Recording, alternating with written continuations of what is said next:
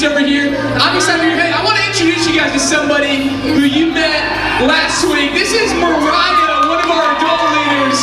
Hi, everyone. Are you excited to be here? I am very excited. Mariah's here?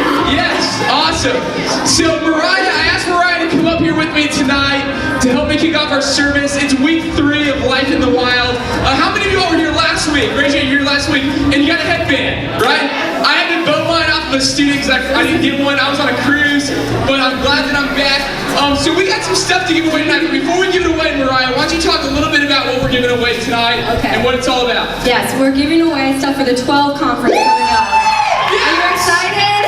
12 conference! Yes! Oh my gosh. Yeah, so 12 conference. I clicked my heels. What? Okay, so 12 conference is June 8th, 9th, and 10th. Just want to let you know, the prices are going up next week. They're going to be $85, so make sure you guys get your tickets, okay? So we got some stuff to pass out. To throw out. So who wants this stuff? I got like a buckle thing here going all the way in the back, back. Who wants it? Raise your hand. Hey, I got a pair of 12 conference like Wayfair sunglasses going right there. Those are pretty sweet. There you go. So like Mariah was saying, she's going to keep throwing stuff out. Here's the deal. Next week, you need to either come to a weekend service on Saturday night or Sunday morning and bring $85 with you to sign up for 12 conference. Because it is as inexpensive as 12 conference is going to be. So if you come to Epic next week, we'll also say, hey Mariah, that's not working so well. I thought for sure after you did the first one, you were going to do that again. It's like, yeah, they didn't go anywhere. But hey, so 12 conference, you can sign up for 12 conference next week at Epic for $85. The price after this next weekend, I believe, goes up to $95. So you definitely want to get signed up. The other thing I want to let you guys know about, we should have a graphic on the screen behind me, is the end of this month, we are having a massive Capture the Flag game right after Epic. It's going to be awesome. So here's what we're going to be doing that's a little different, just so you know, is this Capture the Flag game is going to be completely glow in the dark. And so we're going to do our service, hey, we're going to do our e-groups, and then immediately following our e-groups, we're going to have a huge glow in the dark Capture the Flag game. So everyone's going to be wearing glow in the dark bracelets to decide what team you're on, and the flags themselves are actually huge glow in the dark tubes. So bring a friend, but also make sure that you wear gym clothes or you bring gym clothes, unless you want to run around in the grass at night in your regular clothes. Hey, whatever floats your boat. You know what I'm saying? Awesome. Are you excited? I'm very excited. Don't even try me to capture the flag. I'll clothesline you, Mariah. Okay, so really excited about Capture the Flag. Really excited about 12 conference. $85 next week for 12 conference. We love you guys. Why don't you turn to the person beside you, say you look good. I'm glad you're here. I'm single. I want to mingle. That's why I'm here. Hey, so why don't you all go ahead and stand up. Let's get ready for worship. Hey, give it up for Mariah Tanya.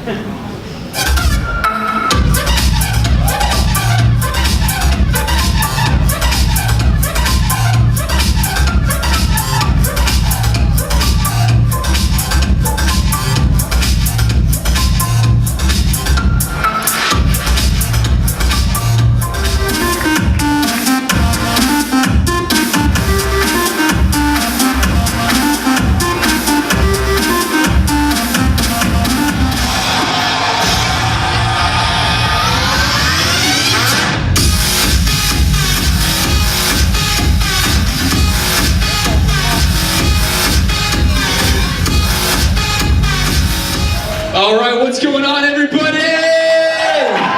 Yes! Welcome to Epic. I'm so excited that you've decided to join us tonight for week 3 of our Life in the Wild series. How many of you all still have your headband from last week? You took that home? These are like legit. They're actually women's volleyball headbands that I bought off of Amazon, so they're the real deal. I hope you keep yours. I had to bow one off of a student earlier because I was out of town and did not get one. Thank you very much for hooking me up. But really, really excited. And we all give it up for Joe Marion. I heard you did a great job last week while I was out of town. What a guy. I've heard nothing but good things. And then if you all were here 2 weeks before that, how many of you all were here to hear Sarah Goldstein talk about everything that God's doing? We all give it up for Sarah. Man, what an incredible story just to hear, to learn about what Jesus has done in her life. So I'm really excited. My name is Joe. I'm one of the pastors here along with Joe Marion. Really just excited about this series. But I just want to let you know, if it's your first time here, welcome to Epic. And I just want you to know that it doesn't really matter what you believe or where you're at in life or any of that, because if you're here tonight, we just want you to know that we love you. Regardless of your past, regardless of where you're at, we just want to connect with you. We want to love you.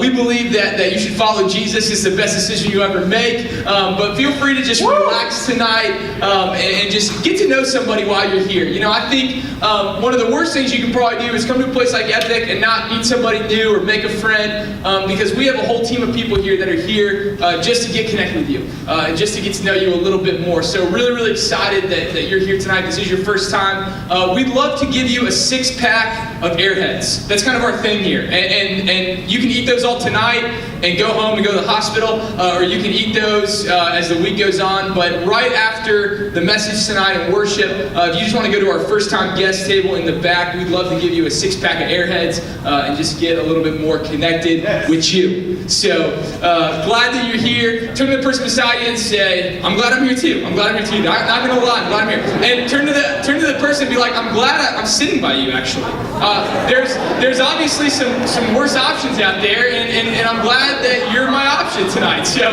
anyways, really glad that you're here. Tonight, why don't you go ahead and take out your phone. Here at Epic, we're super phone friendly. We want everybody interacting with the service via your smartphone. So if you got an iPhone, Android, any of that stuff, go ahead and take that out and open up a new note. So you should have some type of notes app on your phone, whether it's Evernote or your notes app or whatever you use. Go ahead and start a new note. We really believe that if you can take some of the stuff that you learn here and you can get it in your phone, that later in the week as things start to get tough, that you can pull that out, you can remember some of that stuff. So we'd love for you to take notes. The title of my message tonight is Be Responsible for Someone. Be responsible for someone. So you can go ahead and put that as the header. But can we just talk about the worship team for a second? How many of you all are just thankful that we got a raging worship team? Can we give it up for our worship team tonight? They're incredible. And Candace Powell, where did that come from? Can we just talk about that for a second? I was like, what? How many of you all remember the days when Candace was leading our pipe and drip team? How many of you all remember the days when we had to set up pipe and drip every Sunday, right? And how many of you all are glad those days are over? Come on, right? Yes. But she led our pipe and drip team up here tonight leading worship along with Nico, Gibby, Sam, from our other team. I think Melanie was up there earlier as well. So that's super awesome. And we got a great worship team that I'm really thankful for. And also Dakota on the keys. She's been doing keys since like the dawn of time. I think that girl was doing keys in like middle school. Where's Dakota at? Where's Dakota? Y'all give it up for Dakota. She'll be out here later. Tonight making sure that things get real spiritual for us. You know what I'm saying? But real excited. Hey, there's 2 things I need you to know before we jump in tonight. 2 things. I need you to put both of these things in your phone as well. Or the first thing, you don't have to put in your phone except for the date, but on your seat there is a sheet of paper that's asking you which topic you would basically like to hear about here at Epic the most. So whether it's dating, whether it's some kind of sin issue, whether it's some kind of hot topic that's real controversial right now, whatever that is, I want everyone in this room to just take a quick second and write on that sheet of paper, what is the number 1 thing that you would like to hear Joe and I preach about at Epic? What's the number 1 thing? And we're actually going to take this poll again next week And then in the month of April, we're going to kick off a new series called You Asked For It. And we're going to answer whatever questions you have. We're going to take the most popular responses, and we're going to preach about those things for 3 weeks. If you were watching the video earlier, it said that this series is going to kick off April 5th. That's actually Easter, and we are not going to have a service on Easter Sunday. We'll talk a little bit more about that as we get closer to Easter, but Bayside is going to be doing something absolutely incredible during the weekend services. We'll get you more information about that, but just a heads up, we really want to encourage you on Easter Saturday and Sunday to attend church with your family. So we will not have a service. So we're actually going to kick off April 12th, which is the following Sunday, the You Asked For It series. But we are really curious what you guys want to hear about. Because we sit around in meetings and we think we know, and sometimes I think we get it right, but I don't know. So I want to know what it is that you guys want to hear us teach about, what you want to hear us preach about, what you guys are looking for answers for. You don't have to show me that. You can fold that up, but it would be really helpful if everyone would respond to that. And like I said, we'll do that poll again next week. The second thing that I really want you to know about is our big glow-in-the-dark Capture the Flag game happening on March 29th. Okay, so that's the last Sunday of this month. It's actually the first Sunday of your spring break. Come on, somebody, right? So you're going to come in, you're going to come to Epic that night. We're going to have our service do e-groups, and then right after e-groups, the sun's going to set right around that 7:30 time. I've got like thousands of glow-in-the-dark bracelets in my office right now. The flags are these huge glow-in-the-dark tubes. So we're basically just going to split our service into this side versus this side. So we'll split everyone right down the middle, and we'll just have a massive glow-in-the-dark Capture the Flag game. I haven't played Capture the Flag in years. I've never played glow-in-the-dark Capture the Flag before. So I'm pretty excited. I think we're going to have some techno on the PA system outside, so that'll add to it a little bit. But March 29th, so plan on staying an extra probably 30 to 45 minutes that night, right? So you want to tell your parents, hey, don't pick me up until around 8:15 or 8:30 because we're going to be playing glow-in-the-dark Capture the Flag. And bring gym clothes, right? Or just wear gym clothes. Come on, right? Just wear your gym clothes here because we're going to go out and play glow-in-the-dark Capture the Flag. Why don't I pray real quick, and then we'll jump into tonight's message. So if you just want to join me real quick, let's just pray and let's ask God to do what only God can do. God, we love you so much. We thank you for how awesome you are. We love you, God. I pray that tonight, God, that you change our hearts and that we leave here more in love with you than when we came in. And that as we leave here, we know more about you and we're following you more closely. God, we love you. It's in your name we pray. And everybody said, amen. So I got a question for you tonight. How many of you have ever done a group project? Come on, let me see your hands if you've done a group project. Are those still like a big thing, like a common occurrence in high school? Raise your hand if they are group projects. How many of you all are big fans of group projects? Come on. How many of you are big fans? How many of you all hate group projects because the people you get stuck with? Come on, how many of you all hate group projects? Okay. You might not like me very much at this. Okay, so, when I was in high school, I went to Lakewood Ranch High School. I graduated back in 2007. How many Lakewood people do we have in the house tonight? Lakewood Ranch High School. Where's the Great River crowd at tonight? Where you at? I'm telling you, they have reversed the tide of school spirit at that school. Is Manatee High School here tonight? Is we get a little crew from? Yes. Okay. Okay. How about other schools in general? Where's the homeschool crowd at? They're pretty loud. Yes. We love homeschoolers. I've done everything: homeschool, private Christian school, public school, you name it. No school, right? I mean, I've done it. So I went to Lakewood Ranch High School. I love Lakewood Ranch High School. Back in the day, there was no Great River High School, so it was just imagine how chaotic that would be. I mean, it was like the Wild West. It was awesome. So went to Lakewood Ranch High School. So going through high school, I noticed every year we have these things called group projects, right? So essentially what happens is the teacher will basically probably like at the beginning of the school year or the beginning of the month, they'll typically tell you pretty far in advance that there's going to be a big group project coming up, right? Like you follow me, like they'll tell the class, like, hey guys, we're going to have like a big group project and it's going to be a big part of your grade. You know what I'm talking about? Like they tell you in advance, like you'll be doing homework, you'll be taking tests, but really the big thing for this class is the group project. Have you had a class like that where kind of the group project kind of like that like says a lot about your grade? So, I was not the sharpest tool in the shed when I was in high school. Anybody else? Like, you feel me on that one? You're like, yeah, agreed. Okay. So not the sharpest tool in the shed, but I was pretty good at making friends, right? Like I feel like I got through high school primarily because I made teachers like me. Anybody like you're like that? You're like, teachers just love me because I got personality, right? But I ain't gonna do the schoolwork, but I'm gonna make you love me. Come on, somebody, right? Like that's my mission in class. So I loved group projects when I was in high school, right? I mean, if I sat in the class and the teacher said, a big part of your grade is the group project, I would sit back and think, thank you, Jesus. I'm going to get an A+ in this class, and it don't matter what I do, right?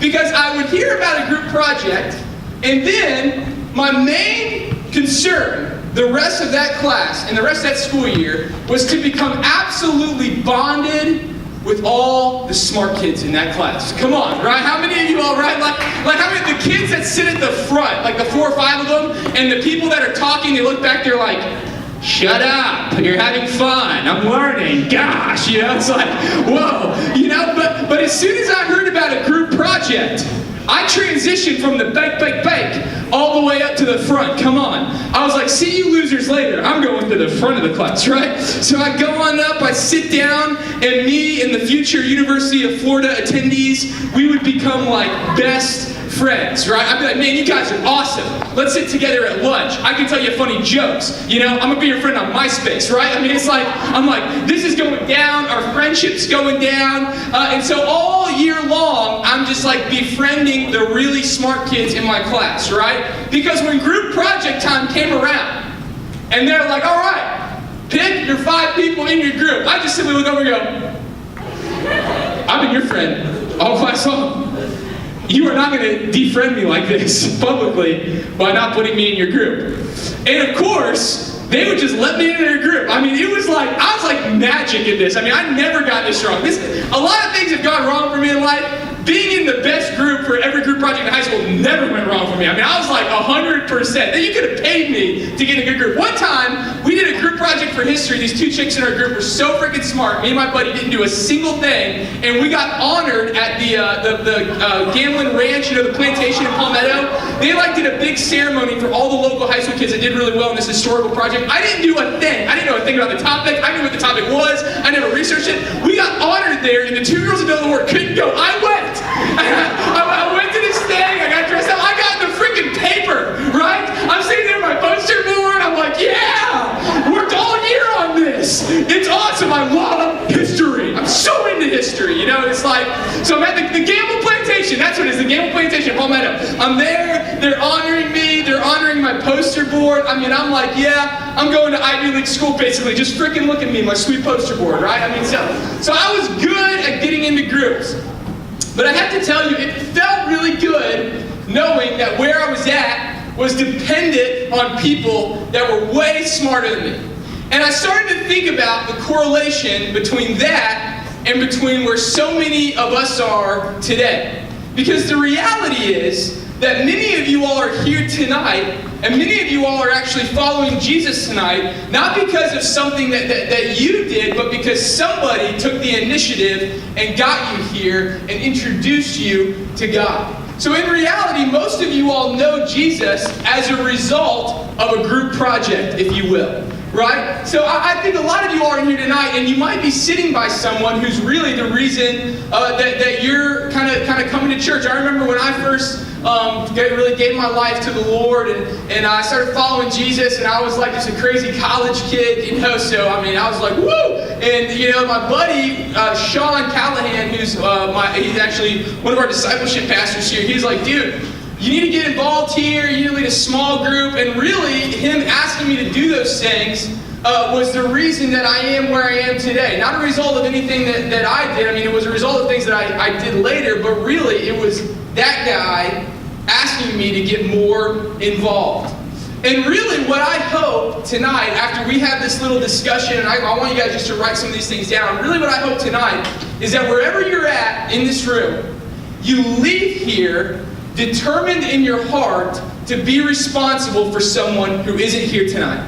And I really, unapologetically, Epic, and those of you that have been coming, our student leaders here, our volunteers, you all know this so well, but we are all about people that aren't here yet. We're all about people that don't know Jesus. We're all about hurting people, about broken people. We're all about imperfect people. If you're a perfect Christian and you only like perfect Christians, you ain't gonna like it here very much, right? Because we are all about people that are not here yet, because we're all about being responsible for somebody else. And so I want to read you this verse, and this verse has been kind of a theme verse for my life. It's one of the, how many of you have a verse, you read something in the Bible, you're like, wow, that really meant a lot to me, kind of sticks with you. This is one of those verses for me. But this is Luke 19:10. This is Jesus, and it's a very simple verse, but it says this. He says, "For the Son of Man came to seek and save those who are lost." The Son of Man came to seek and to save those who are lost. And you know what I love about this verse is that Jesus is simply saying, I have come to the planet for people who do not know me yet. I've come for people that are lost, people that are broken, people that hate God, that hate Christians. I have come to seek and to save those who are lost. Because you see, with Jesus saying this, he was actually shattering the view of God that was in that cultural setting, right? So when Jesus, so a little over 2,000 years ago, when Jesus was here on earth, right, he would have shattered the traditional view of God, because what God was doing in the world at large. And I love this. Now, because of Christ, dying that death, shedding that blood, you who were once out of it altogether are in on everything. In other words, Jesus did for you and for me what you and I could never ever do for ourselves. By dying a death for us, by shedding that blood, he made us right again with God. So it's not about us doing the right things all the time and not doing the wrong things all the time. It's all about us having a personal relationship with Jesus Christ, knowing him intimately and being in love with him. And so how should you and I respond to this? What should we do about that? Because obviously it's pretty amazing what Jesus has done for us. And so this whole idea of being responsible for someone really starts with understanding what Jesus has done for us and then asking the question, how do we respond to that? And so I think this verse out of 1 Peter 2:9 really sums this up well and answers this question for us. It says, "But you are the ones chosen by God, chosen for the high calling of priestly work, chosen to be a holy people, God's instruments to do his work and speak out for him, to tell others of the night and day difference that he made for you, from nothing to something, from rejected to accepted." And so here are three things that you and I need to realize and need to do based on what Jesus has done for us, and understanding that you and I are called to do something about what Jesus has done for us. And I want you to write these three things down. I got a couple things I just want to share with you, because I really, really believe if you can leave here and kind of set it in your heart to do these things, it'll change everything about you. The first thing that you have to realize is this: you are God's plan.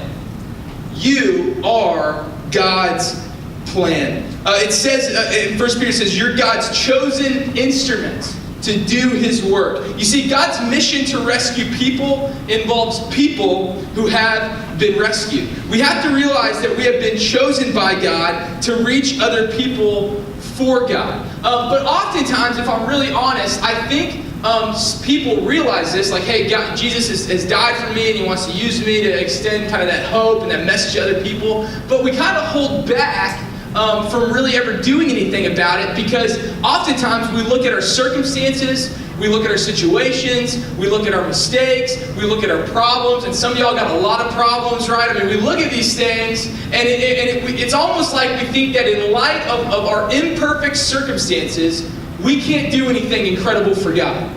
We look at our life and say, well, I've done this, or I've done that, or I don't have influence, or any of these things. And all of a sudden, it's like we realize that we're God's plan, but we let the circumstances in our life tell us that we can't be used for God. And so, you know what I love about God? The great thing about God and his plan for your life is that it's not dependent on your ability to do anything, but it completely depends on his ability to do everything. That's not on the screen, but you should write that down. God's plan for your life isn't dependent on your ability to do anything, but completely dependent on God's ability to do everything. See, here's what we have to realize, and this will be on the screen. is God's not limited by your imperfect circumstances. God's not limited by your imperfect circumstances. So the second thing we need to do, once we realize that we are God's plan, that you are God's plan, the second thing that we need to do is share your story. Share your story. You know what I love about this, and see, people oftentimes, if you're, and I really struggle with this, is we don't really think we have anything to offer, right? I'm kind of, you don't really see yourself as somebody who's ever gonna preach a message or anything like this, but you have something that I don't have, and you have something that the person beside you doesn't have, and that is your story. You see, your story, what God has done in your life, is completely unique to you. Nobody else can replicate what God has done in your life, who God is to you, the relationship that you have with God. All of those things are completely 100% unique to you. And the reality is that your story is often what other people need to hear. Not your friend's story, not your parents' story, not my story, your story. And see, we have to realize that the most powerful thing that we have is our testimony. It's our story. You see, 1 Peter talks about telling others of the night and day difference that Jesus has made in our life. I think about people like Sarah Goldstein, who have gone through a unique experience that many of us have never experienced before, but who got up here 2 weeks ago, and I'm probably countless people probably accepted Jesus Christ that night, and all she did was stand behind a mic and just share her story. And I have to tell you, some of you all are in here and you're thinking, I don't have a whole lot to offer. I don't know, if I'm God's plan, what am I going to do about that? I have to tell you that you have the most powerful thing that I can't give you and nobody else can give you, and that is your story. It's completely unique to you. And so, and the reality is that if God is working in your life, and so God is doing things in your life, and you're living your life differently, when it comes to telling people your story, some people think that you have to corner people and be like, hey, shut up first, just a second, I gotta tell you what God's done in my life, because I'm freaking out about it, right? Like some people think that is what it means to share your story with someone. But I gotta tell you this, is that if Jesus is working in your life, and you're living a different life in light of what Jesus has done for you, and in light of your relationship with Jesus, the fact that you are living differently, you will never ever have to force a conversation on anyone about God. Simply because people will see the difference in you, and they will ask you, what is different about you? What's going on? And I can't tell you how I wasn't always a pastor, right? So I was a sales guy for a long time. Also, I worked at Bonefish Grill for 4 years. Any of you ever worked at a restaurant before, right? You waited tables for. How many of y'all know, the restaurant, you want to meet some people that don't know God, hang out at a restaurant for a little while, right? Work at a restaurant. So working at a restaurant, I absolutely loved it. But I can't tell you how many conversations I had with people that just simply started asking me about what I do on Sundays and why don't you go out and why all these things. And people would just ask me questions. And it was a great opportunity not to just do anything weird, but just to share with someone what God has done in my life. And I have to tell you, some of you all, the way that you're living will attract people to you. They'll ask you what's going on, and all that you have to do is just share your story. Well, I once was doing this, but now I'm doing this, and God kind of played a big part in that. And by the way, I go to this awesome church, you should go check it out. The youth pastor's kind of crazy, dresses a little weird, but I think you really like him. It's like, just share your story. Because when you share a story, that leads you to the next thing that you need to do, and really kind of to capture this message, is become a bringer. Become a bringer. And I want you to really write this down. Become a bringer. And listen to this verse. It's about a guy named Philip, and he's one of my favorite people from the Bible. This is John 1, 43 through 46. And it says this. It says, the next day, Jesus decided to go to Galilee. And he found Philip and said to him, come, follow me. Philip was from Bethsaida, Andrew and Peter's hometown. And Philip went to look, I love this part, it says, Philip went to look for Nathanael and told him, we have found the very person Moses and the prophets wrote about. His name is Jesus, the son of Joseph from Nazareth. Nazareth, exclaimed Nathanael, can anything good come from Nazareth? And I love this next part. I love this next part. It says, come and see for yourself. Philip replied. You know what I love about this story is that Philip has an encounter with Jesus, and he instantly turns around and goes and finds somebody else. It's like he experiences Jesus, he gets to know Jesus, and he walks away from this encounter with Jesus, and his knee-jerk reaction is, I've got to go find somebody who isn't here already, and I've got to tell them what's going on here so that they can experience Jesus. And I really believe that based on Philip's response, here's the question that I need all of you all to write down and really have on your mind all the time. It's this question: who am I bringing? Who am I bringing? You see, one of the most rewarding things that you can do in your life is to make your life all about people who aren't here yet. I mean, I remember, how many of you all have ever met an angry Christian, right? Or a mean Christian, right? You ever met someone, they're just like, they've been like, well, come to church for like my whole life. The bathroom smells weird. This place smells weird. But I'm going to stay here for like 5 hours and just be angry, right? I mean, how many of you all have ever met somebody like that, right? I think what happens so many times is so many Christians, we meet Jesus, we encounter Jesus, we have this awesome relationship with Jesus, but then we forget the fact that God has a plan and a purpose for us that involves getting other people who don't know Jesus to Jesus. And I can't tell you that when your mind shift changes from just getting through the day, so how am I going to get through school today? What am I going to do when I get home? When your mind shift changes from just getting through today to all of a sudden viewing every single day with who can I talk to today? Who can I invite to Epic today? Who is here that I have a relationship with that doesn't go to church? Who are these people?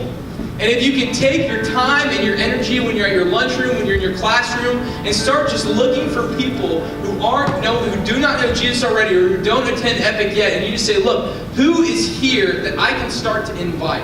And I'm telling you, you start bringing people with you, you'll start seeing God change lives. And man, there is no, some of you all have invited people that are here tonight because you invited them, and they know Jesus because of you. And that is like, you know what that feeling is like. You're like, man, this is awesome. I played a part in it. I got to tell you, there may not be a greater feeling on earth than knowing that you played a role in somebody making the greatest decision that they've ever made. But your mind shift has to change from just getting through the day to saying, hey, waking up every day saying, I'm going to go to my school, I'm going to go to my work, I'm going to go to my bus, I'm going to go wherever I'm going to go, but I'm going to look for people who do not know Jesus yet. I'm going to look for people who are not here yet, and I'm going to make it a point to do everything I can to get them here. I'm going to be responsible for someone. And the last thing you got to remember is simply this, is that being responsible for someone is ultimately about connecting people to Jesus. One thing that I've learned, there's one thing that those of you who know Jesus know, is that there is no answer outside of him. There isn't a whole lot more to life outside of knowing Jesus and knowing Jesus intimately. And so when you realize that being responsible for someone is not necessarily about, it's bringing and it's sharing your story, but ultimately the heart behind being responsible for people who aren't here is that it's all about connecting people to Jesus. And all about getting people to a place where they can experience a relationship with Jesus. Yeah, the music's great, the lights are great, we give you free stuff and weird headbands, women's volleyball headbands, stuff like that, but ultimately, we do what we do because we care about people who don't know Jesus. And I hope tonight at Epic that as you leave here, that will be your heart as well. Let me pray with you before we leave.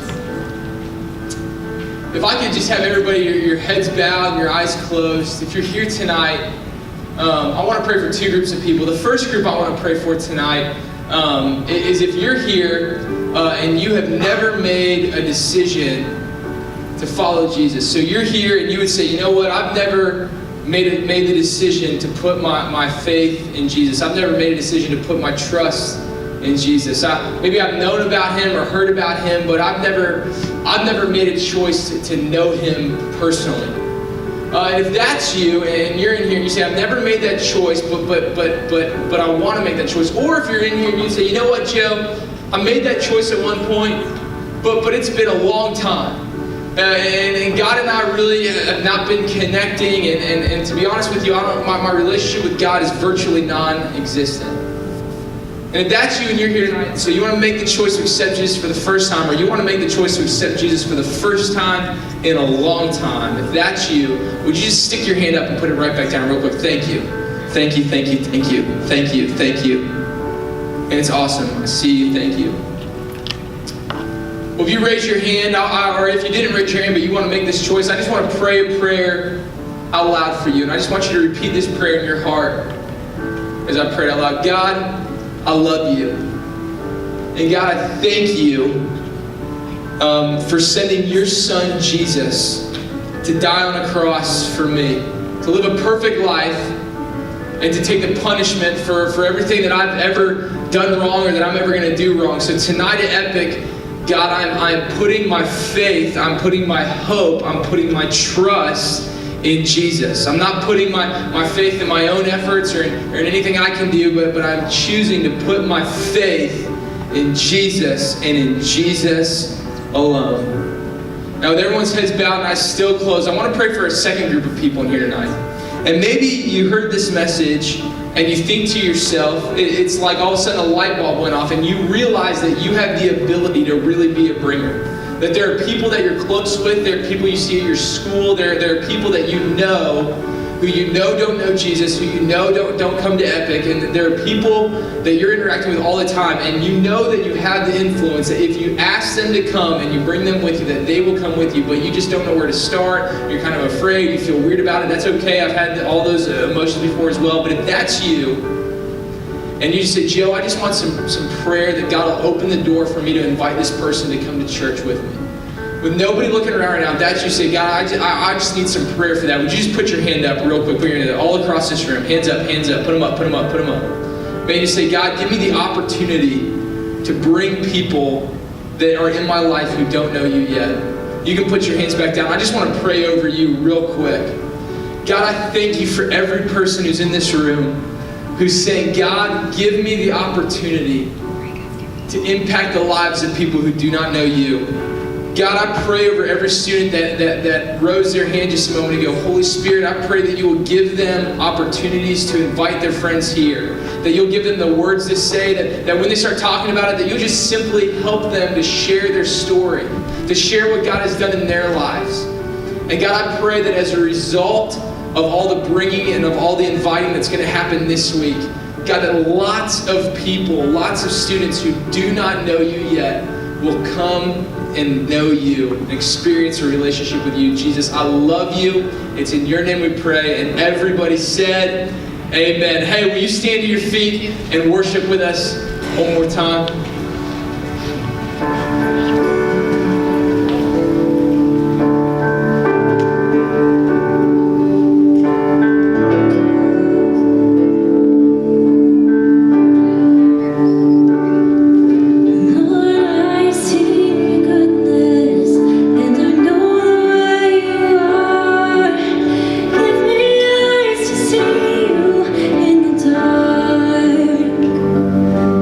Your face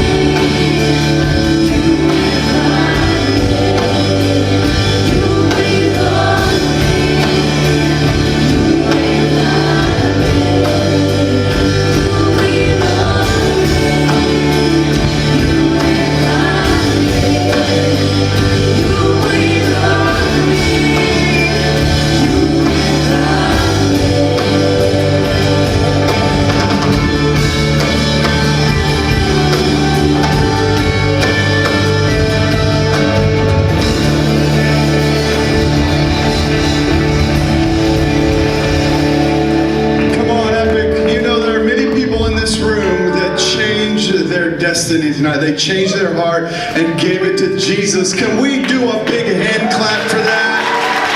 Yes! And can we get a big whoop whoop for that? Come on, let's do it. 1, 2, 3. This side's not doing it at all. Oh my gosh, just one. All right, let's try to get in unison.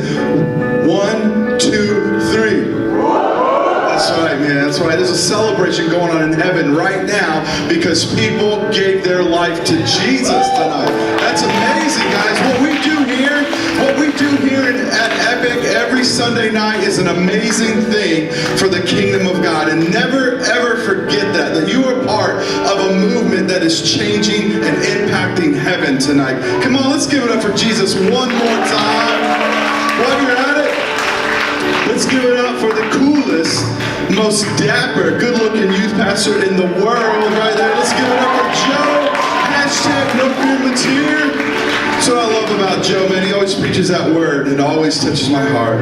Guys, be a bringer. You know God was a bringer because he brought us Jesus. What? Hey guys, if you would, go ahead and start heading back to your seats.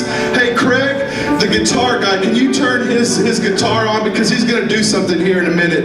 If you guys start heading back to your seats, and as you head back to your seats, just understand that this Saturday, what time do we meet? 7:30? This Saturday, everybody get out your calendars. This Saturday, if you want to make a difference in the community of Palmetto, you want to make a difference in the life of somebody else, then be here Saturday at 7:30. We're going to go and do an outreach in Palmetto, okay? If you guys don't have to sit down, you don't have to sit down. Stand back up. Now, everybody, let's say you guys are all sitting by somebody, so nobody should be alone. One of you find somebody. Let's pair it up. Pair it up. Let's deuce it up. Deuce it up. All right, you deuce. Let's find 2 more. Let's quad it up. You 4. Find 4 more. And when you have 4 plus 4, that equals 8. What is that, an octagon? I'm just kidding. All right, guys, just team it up. Let's find your E-groups. Let's break it up. Let's break it up. Let's get in our E-groups. All right, who's going to pray? Who's going to pray in that group? Raise your hand if you're going to pray. If you're going to pray in that group, here's your E-group questions. We got some good questions right here. All right? And if you're new to Epic and you've never been a part of an E-group, there's a guy back there in the green shirt. His name is Thor. Big Tom Parks. He's going to direct you to an E-group tonight. Here's the questions right here. All right, guys, as we go into our E-groups, we're going to have Nico. Nico's going to rip us up a freestyle solo. Take